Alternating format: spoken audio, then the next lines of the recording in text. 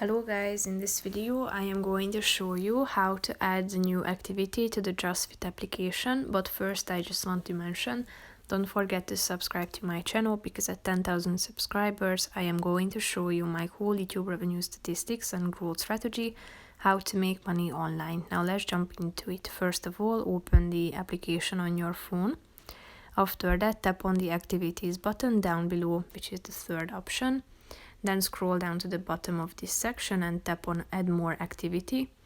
After that, you should select from these activities organized into alphabetical order. Then click on the relevant one and select the date, then the duration, and then click on the add button in the middle of the screen, and then your activity will be added to this section, as you can see. So if you tap on it, you can either delete or edit the activity.